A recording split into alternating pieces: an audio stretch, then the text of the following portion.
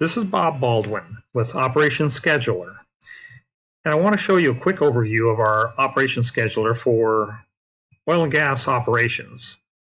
In this case, we're doing a drilling schedule, but you can schedule many different things. You can schedule frac jobs, pipelines, workovers, whatever you'd like to do. In this case, we've got drilling time bars here. On the left over here, you can see that we've got drilling rigs.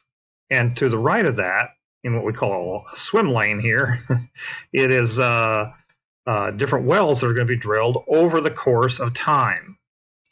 So each one of these rows is a schedule for a specific rig. You can see the definition of the rig and who the drilling manager, drilling engineer, and the geologist is for each one of these.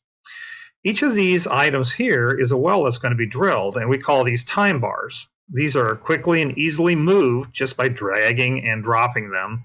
And so you can change the order at which these are drilled just by dragging and dropping them. You can also move them a little bit to the side. Everything will move to the right based on how far you move it. If I move it over the top of this one, everything to the right of that one will move. I can also simply compact this just by double clicking, and everything moves back to the left. The reason why there's a little extra space in here is because we've defined in this time bar a buffer days in here. So if I double click on this time bar, it will show me the properties of that particular time bar. In there are 2 days buffer days that are defined for this. And each one of these has all of these properties in here that define what this time bar looks like. So in this case, we've got the well name and number, the AFE, the job type, the objective, what the formation we're going to is, and the frac date for this particular well. On the left side are what we call readiness indicators. So each one of these readiness indicators are defined by the team type that we're dealing with. In this case, it's drilling. So you've got staked, is the AFE completed, has land on its thing, is regulatory completed, is the location built or pre-spudded. If it's white, it indicates that it's not started. If it's blue, it's in progress, and green means that it is completed. So to change the readiness indicator, I can just come in here and say, okay, we've got everything ready for this well. Everything is completed. And I can just do an update, and then all these indicators get changed to show that this well is particularly ready.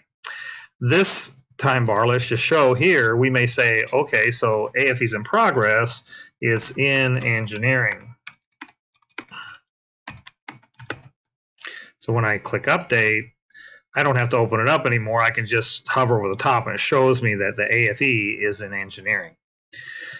So all of these can be, again, moved, but not only sideways in time, but also to a different rig. So if I come down here, that moves everything to the side, to the right, making room for that particular well on that one. So if I move Benjamin Harrison up here, that one can move up there.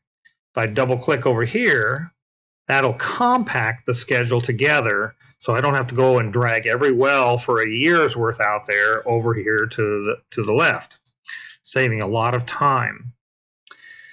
Each one of these has a different color based upon the type of job it is. This is drilling surface. These down here are drilling spud, in this case. So just depends on the drilling type, will tell you.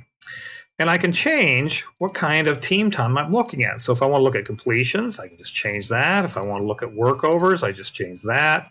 And now I'm looking at different types of jobs.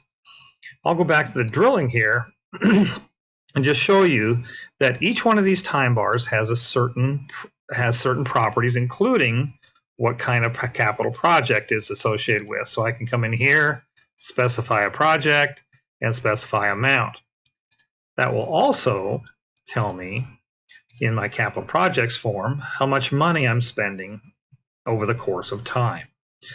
So as I change the values of these time bars and move them around, these dollar figures change because our burn rate has changed.